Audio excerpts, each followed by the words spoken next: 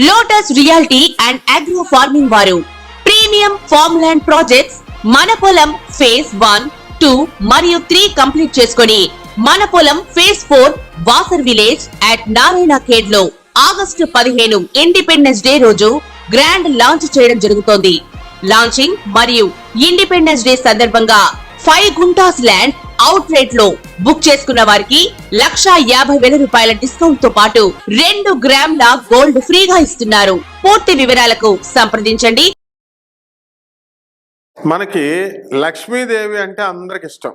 ఆ లక్ష్మీదేవి అనుగ్రహం పొంది మీరంతా కూడా కోటీశ్వర్లు కావాలంటే మనం సింపుల్ మెథడ్స్ ఏరుకుంటాం. సాధారణమది ఏ చెట్లను ఇంట్లో పెంచుకోవాలి, ఏ పువ్వులతో లక్ష్మీదేవిని పూజ చేసుకోవాలి, ఇలాంటి వాటి మీద మనం ఫోకస్ ఎక్కువ చేస్తాం. ఇప్పుడు మనం చెట్లు వేసేది ఎందుకండి? పువ్వులు పోస్తాయని. మరి ఏ చెట్లు అంటే లక్ష్మీదేవికి ఇష్టం అవి చూద్దాం. అసలు తానే లక్ష్మీదేవి అయ్యి మరి తులసి మాత ఆవిర్భవించింది. తులసి యొక్క చెట్ల ఆకుల్ని కనుక మాల చేసి, అంటే ఆ చెట్టును పూజించకూడదు, పూజించాల్సిన తులసి చెట్టు వేరేగా పెట్టుకోవాలా, పూజించకూడకుండా తులసి వనాన్ని వేసుకోండి. 10 చెట్లు వేసుకుని ఆ రోజు శనివారం నాడు కనీసం ఆ తులసి మాలని కట్టి శ్రీ వెంకటేశ్వర స్వామి వారి యొక్క మెడలో వేసుకోవాలి. మిగతా రోజుల్లో చిన్నది శ్రీకృష్ణుడి యొక్క పాదాల దగ్గర, వెంకటేశ్వర స్వామి వారి యొక్క పాదాల దగ్గర పెట్టుకోవాలి. అంటే తులసీదేవిని ఇంట్లో కంపల్సరీ పెంచుకోవాలి. రామ తులసి ఉంటుంది, విష్ణు తులసి ఉంటుంది, కృష్ణ తులసి ఉంటుంది. రామ తులసి పెద్ద అడవిగా తుప్పగా వస్తుంది కాబట్టి కృష్ణ తులసిని, లక్ష్మీ తులసిని రెండింటిని కలిపి మీరు పెంచాలి. ఇది మొట్టమొదటిది. ఈ విధంగా చేస్తే లక్ష్మీదేవి మిమ్మల్ని కోటీశ్వరులు చేస్తుంది. ఇక రెండవ చెట్టు మారేడు చెట్టు. సాక్షాత్తు లక్ష్మీదేవే. పార్వతీదేవి అంటే ఎవరండి? లక్ష్మీదేవే. ఆ అమ్మవారే మారేడు చెట్టుగా పుట్టింది. కానీ అందువలన ప్రతి ఒక్కళ్ళ ఇంట్లో కూడా మారేడు చెట్టు పెంచాల. మరి మారేడు చెట్టు పెద్ద వృక్షం అవుతుందంటే అంటే డబ్బులు కావాలంతే, కష్టపడాలా. హైబ్రిడ్ మారేడు చెట్లు వచ్చినాయి, వెయ్యండి. మారేడు చెట్టు ఇంట్లో ఉండాలి కంపల్సరీ. లక్ష్మీదేవి అనుగ్రహం రావాలి అంటే కేవలం లక్ష్మీదేవికి పూజ చేస్తేనే కాదు, ఆ మారేడు ఆకుల్ని మీరు 3 కలిగినటువంటి ఆ మారేడు కొమ్మను తీసుకొని శివలింగం మీద పెట్టాలి, పరమేశ్వరుడికి అర్పించాలి. శివలింగం ఇంట్లో పెట్టుకోకూడదు, ఏంటంటే శివుడు పటం దగ్గర పెట్టండి. ఈ విధంగా మారేడు చెట్టుని పెంచడం వల్ల కూడా మీరు కోటీశ్వరులు అయిపోతారు. ఇక మూడవది కదంబ వృక్షం. కదంబ వనవాసిని అని మహాలక్ష్మీదేవిని మనం చెబుతాం. బ్యాడ్మింటన్ బాల్స్ లాగా ఉంటాయి, కదంబం పెద్ద చెట్లాగా అవుతుంది. ఆ కదంబ చెట్టుని పెంచండి ఇళ్లల్లో. బ్రహ్మాండమైనటువంటి వాసన. రోజుకొక పువ్వుని మీరు అమ్మవారికి పెట్టచ్చు. అలాగే కోటీశ్వరులు అయిపోవడం ఖాయం. అలాగే వేప చెట్టుని పెంచాలి. మహాలక్ష్మి తల్లి వేప చెట్టులో ఉంటుంది కాబట్టి వేప చెట్టుని పెంచుతున్నట్లయితే మీరు ఎక్కువ కాలం బతుకుతారు. ముందు అమ్మవారి ఇచ్చే డబ్బును ఆస్వాదించాలంటే ముందు మీరు బతుకుండాలి కదా. ఆక్సిజన్ని చక్కగా, కార్బన్ డైఆక్సైడ్ని అధిక శాతంలో ఆక్సిజన్గా మార్చే ఏకైక చెట్టు వేప చెట్టు. కాబట్టి దీన్ని ఖచ్చితంగా మీరు పెంచాలి. ఇక నెక్స్ట్ ఔదుంబర వృక్షం, మేడి చెట్టు. ఈ మేడి చెట్టులో అన్నిటినీ నీళ్ళు కూడా వేయాలి. నీళ్ళు వేయకపోతే చచ్చిపోతే మీకు ఉన్న లక్ష్మి కూడా పోద్ది, మీరు నరకానికి వెళ్ళిపోతారు. కాబట్టి చెట్లు వేయండి, నీళ్లు పోయండి. ఈ ఔదుంబర వృక్షాన్ని, మేడి చెట్టుని మీరు కనుక పెంచినట్లయితే బ్రహ్మాండంగా మీరు కోటీశ్వరులు అయిపోతారు. లక్ష్మీ నారాయణ ఇద్దరూ కలిసి ఔదుంబర వృక్షంలో నివసిస్తారు. నరసింహస్వామి వారికి మరి ఈ యొక్క హిరణ్యకశిపుని చంపిన తర్వాత గోళ్ళకి విషం అంటేసుకుంది. ఈ విషంతో బాధపడిపోతున్నాడు. మనకులాగా పోటు వచ్చేస్తుంది ఈ గోళ్ళకి. అప్పుడు లక్ష్మీదేవి మేడు పండు తీసుకొచ్చి ఆ గోళ్ళల్లో పెడితే వెంటనే విషం లాగేసింది. అప్పుడు శ్రీమన్నారాయణమూర్తి అయినటువంటి నరసింహస్వామి వారు, నేను లక్ష్మి ఇద్దరం కలిసి ఈ ఔదుంబర వృక్షంలో నివసిస్తామన్నారు. కాబట్టి ఈ ఔదుంబర వృక్షాన్ని పెంచుకోండి, బ్రహ్మాండంగా కోటీశ్వరులు అయిపోతారు. ఇక మళ్ళీ ఇంకొక చెట్టు ఉందండి, రహస్యం. అది రావి చెట్టు. ఆ రావి చెట్టుకి మీరు ఇంట్లో పెంచుకోవాలా, దీని చుట్టూ ప్రదక్షిణలు చేసుకోవాలా. చేసుకుంటే ఇవన్నీ కూడా రావి చెట్టు మీకు అపారమైనటువంటి సంపదనిస్తుంది. ఓం శ్రీం హ్రీం శ్రీం కమలే కమలాలయే ప్రసీద శ్రీం హ్రీం శ్రీం ఓం మహాలక్ష్మ్యై నమః అని ఈ ఆకులతో మహాలక్ష్మి తల్లికి శుక్రవారం నాడు కనుక మీరు పూజ చేసినట్లయితే బ్రహ్మాండంగా కోటీశ్వరులు అయిపోతారు. మరొక చెట్టు ఉందండి, రహస్యమైనటువంటి చెట్టు.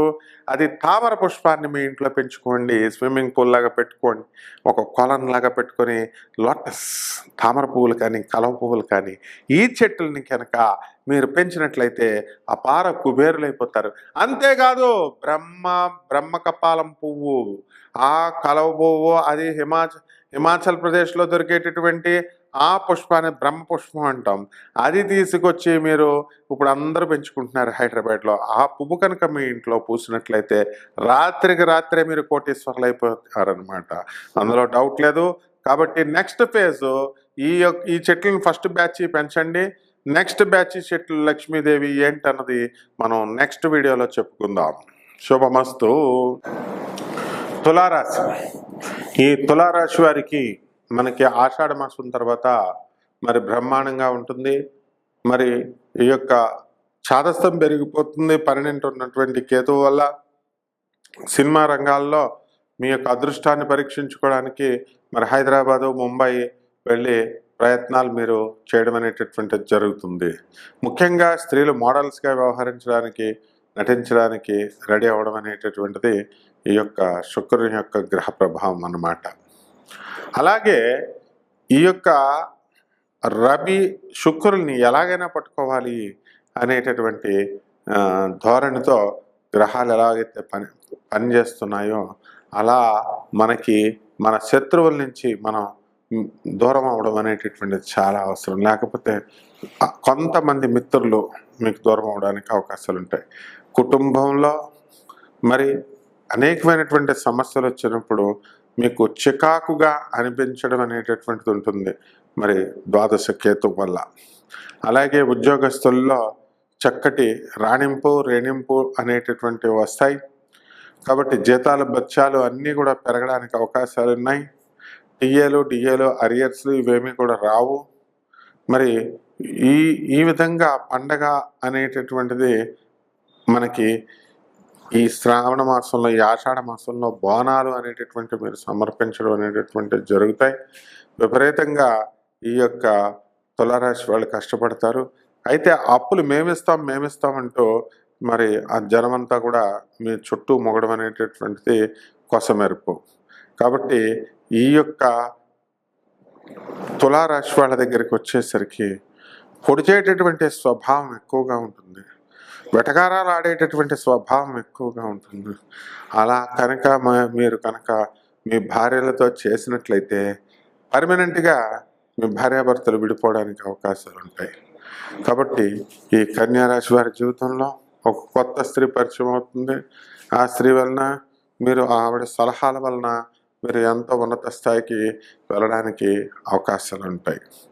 కాబట్టి ఈ యొక్క కన్యారాశి వాళ్ళకి ఫోటోగ్రఫీలో బాగుంది, ఆ తర్వాత సినిమా ఇండస్ట్రీ బాగుంటుంది, టీవీ మీడియా బాగుంటుంది. కాబట్టి అన్నీ కూడా చూసిన మీదట మనకి ఈ యొక్క రాశి నిర్ణయాలను చేసి మన వాడికి డేట్ ఆఫ్ బర్త్ లేకపోయినప్పటికీ కూడా మరి యొక్క తులారాశి అనేటటువంటిది చెప్పడం అనేటటువంటిది జరుగుతుంది. కాబట్టి ఇల్లు లేనటువంటి వాళ్ళు ఇల్లు కొంటారు, స్థలాలు లేనటువంటి వాళ్ళు స్థలాలు కొంటారు. మరి అందరూ కూడా నూతనంగా వెళ్ళినటువంటి వాళ్ళు ఫారెన్ ట్రిప్స్ అని భార్యలు తీసుకెళ్ళిపోవడం అనేటటువంటిది జరుగుతుంది. రెమెడీస్. మరి ఈ యొక్క మీ జాతకం ఈ ఆషాఢ మాసం తర్వాత ఇంకా బాగుండాలి అంటే ఏం చేయాలి అంటే పంచమహాకాళికలలో ఒకటైనటువంటి బగళాముఖి అమ్మవారి యొక్క హోమం చేసుకోండి. ఓం బగళాముఖ్యై నమః అనేటటువంటి మహామంత్రాన్ని జపించండి. మరి ఇది అసలే ఆషాఢ మాసం, బోనాలు పట్టుకెళ్ళండి. అక్కడ ఉన్నటువంటి మీ ఇళ్ళ దగ్గర ఉన్నటువంటి ఆంధ్రాలో కానీ మరి తెలంగాణలో కానీ ఏ అమ్మవారికైనా ప్రసాదం పట్టుకెళ్ళడమే బోనము. కుండ నెత్తి మీద పెట్టండి, అమ్మవారికి నైవేద్యాలు పట్టుకెళ్ళండి, అమ్మవారి గుడికి 108 ప్రదక్షిణాలు చేయండి. ఏ అమ్మవారైనా సరే ఈ యొక్క బోనాలని మహానివేదన్ని మీరు అమ్మవారికి సమర్పించండి. అలాగే మీ ఇంట్లో బగళాముఖి అమ్మవారి యొక్క హోమం చేయించుకోవండి.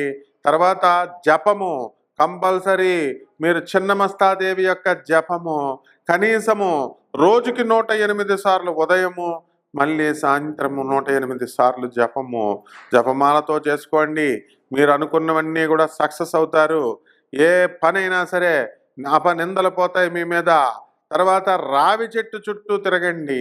రావి చెట్టు చుట్టూ నీళ్లు పోస్తూ మరి దానికి 21 సార్లు ప్రదక్షిణలు చేయండి. ఈ విధంగా చేయండి. అసాధ్యమైనటువంటి పనులు ఏవి ఉండవు.